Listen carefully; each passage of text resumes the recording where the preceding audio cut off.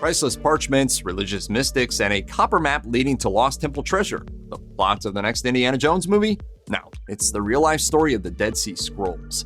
When it comes to having serious discussions regarding ancient religious texts, the Dead Sea Scrolls are considered some of the most important documents out there.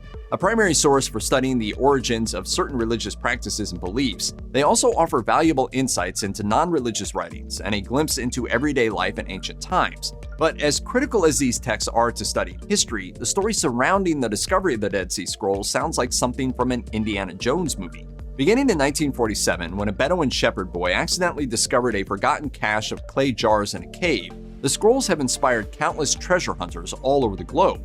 Originally sold to an antiquities dealer in Bethlehem, the scrolls began an incredible journey. Before their true value was known, they passed through many hands, even traveling to the United States, where they were sold through a classified ad in the Wall Street Journal. Over time, however, several of the scrolls found a permanent home at the Rockefeller Archaeological Museum in Jerusalem, but not before sparking countless archaeological excavations to find more, and find more they did. So far, archaeologists have found the remains of more than 900 individual manuscripts hidden in the caves of the Judean desert. While some of the Dead Sea Scrolls are intact, others are not, and putting them together has been a challenge. Still, as difficult as reassembling the scrolls might have been, no one has been able to answer the million-dollar question of who wrote them. It's believed the Dead Sea Scrolls were written sometime between the 3rd century BCE and around 70 CE.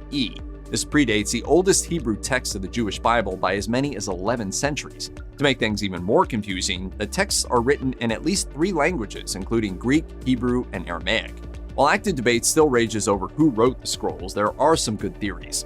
Some scholars believe a sect of Jewish ascetics called the Essenes authored the texts. The scrolls were discovered near the ruins of a settlement once inhabited by these people, who dedicated their lives to copying, writing, and preserving sacred texts.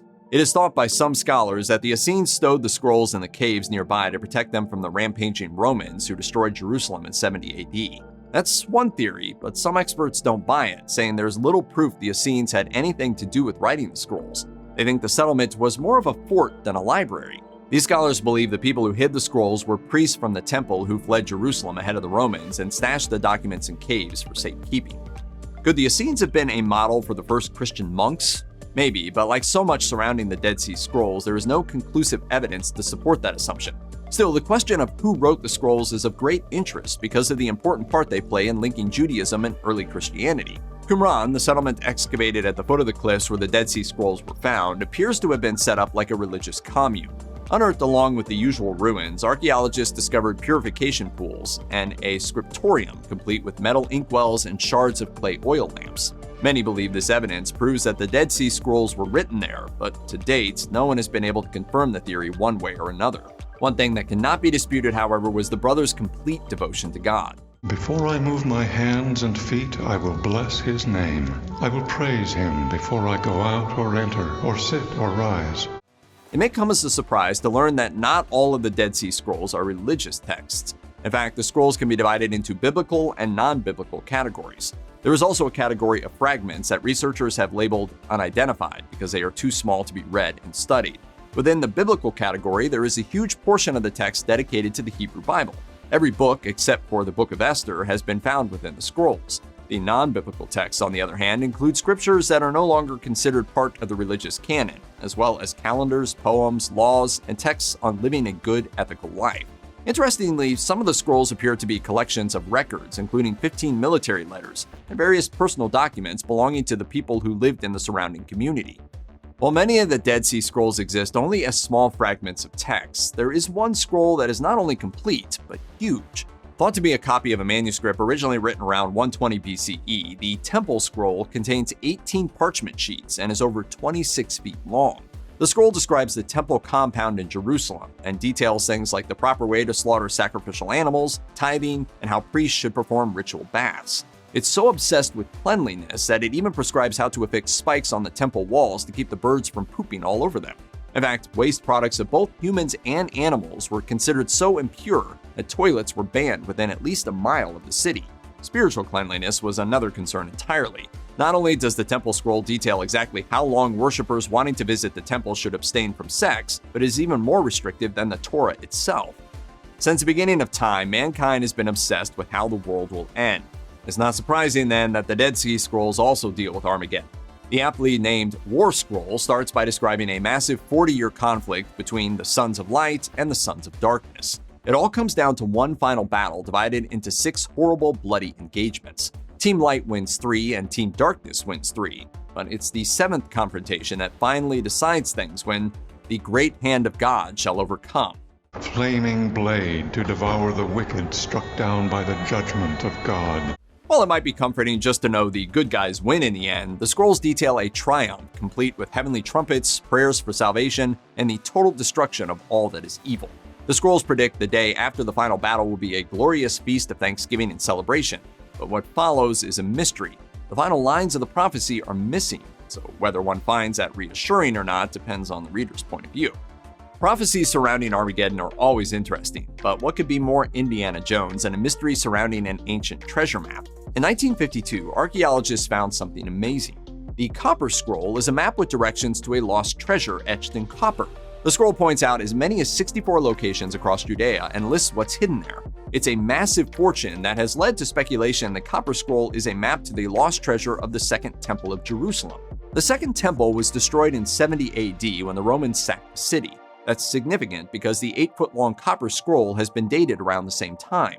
Scholars believe the treasure was whisked away by temple priests, who buried it around Judea and left clues to its location etched into the copper of the scroll. Some of the places mentioned in the scroll have already been excavated, but none of the treasure was ever found. Was it retrieved by the temple priests after the Romans left, or were translations of the scroll incorrect? Maybe the map itself is a red herring or written in code. No one knows, and the location of the temple treasure remains a mystery to this day. Another interesting fact about the Dead Sea Scrolls is that the scrolls weren't the only exciting artifacts found in the caves. Other objects found along with the clay jars were, up until recently, a mystery to researchers. Though some scholars assumed these additional objects held some significance related to the scrolls, there were few verifiable connections. Then, in 2018, researchers completed the restoration of a 60-piece scroll that took over a year to reassemble and translate. The result was a 364-day calendar that included insights into new details of seasons, celebrations, and harvest festivals. Another significant find turned out to be a ceramic sundial. It's the only timepiece in antiquity which accurately determined the 5th hour of the day anytime during the year. To the Essenes, this had great religious significance because they believed the 5th hour was when heaven and earth time perfectly aligned, and they were spiritually closest to God. For the most part, ancient scrolls were written on parchment made primarily from animal skins, and the Dead Sea Scrolls were no exception. In fact, researchers have discovered that the scrolls contained a variety of DNA from various animals, including domesticated goats and sheep, and even wild ibex. When texts were separated by similar writing styles, researchers doing DNA testing came up with some exciting results. They discovered similar texts tended to be written on parchments made from related animals. In one instance, testing 2 pieces of the Book of Jeremiah revealed that they were written on 2 different types of animal hide. This meant that, contrary to what scholars had previously believed, they couldn't be part of the same scroll. The conclusion that they were written separately supported the idea that the texts, or at least the parchments, came from different regions across Judea. Science has come a long way since the Dead Sea Scrolls were discovered in 1947, and advances have allowed researchers to do more in-depth testing on scroll fragments. This has led to a few surprises when they looked at the methods used to preserve them in the past. For example, when researchers started looking at the ultra-thin parchment of the Temple Scroll, they discovered the writing was done on the outer skin side of the parchment. This was odd because the skin had been treated with a layer of salt, making writing on it similar to writing on a layer of plaster applied to a wall. What's puzzling is that the salts used in the preparation of the parchment weren't native to the Dead Sea, and there were no clues that point to where they came from. Because it is impossible to tell if the parchments were prepared locally or elsewhere, scholars remain perplexed about even the most basic facts regarding the scroll's origins. For many years, the Museum of the Bible in Washington, D.C. considered their 16 fragments of the Dead Sea Scrolls to be one of their most prized exhibits. Unfortunately, in 2020, the museum was forced to announce that its much-prized collection of scroll fragments was made up of fakes. Scholars have long suspected something was fishy about the museum's fragments, but it wasn't until 2018 that the museum received the testing results that confirmed their fragments were not genuine. Researchers later discovered that some of the leather in the fragments had once been a part of a pair of Roman-era shoes. Of course, that opened up an entirely new set of issues, because if the fragments in the museum's collection were frauds, where did they come from? And were there more fakes out there? Ever since the Dead Sea Scrolls were discovered, archaeologists and adventurers have wondered if there are still more scrolls waiting to be discovered. The answer to that question is probably yes. In 2016, the Israel Antiquities Authority announced the official establishment of a program to assist with locating and excavating new caves in the area surrounding those that had already yielded scrolls. In fact, the Israeli government appeared to be in a hurry to get started. It was possible their haste was due to the recent apprehension of a gang of looters caught with a slew of new scroll fragments. In 2017, a new cave yielded some promising artifacts. Unfortunately, judging from the remains left by previous visitors like 1950s era pickaxes, there are signs that it might have been looted in the past. But even if that site proves disappointing, archaeologists have discovered around 50 more sites nearby.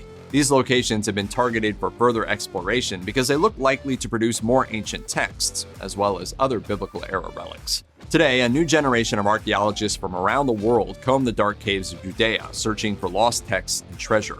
At the very least, studying the scrolls has given scholars a wealth of information and a better understanding of early Judeo-Christian history. But who knows what the next cave will bring? Maybe somebody should call Indiana Jones. You call this archaeology?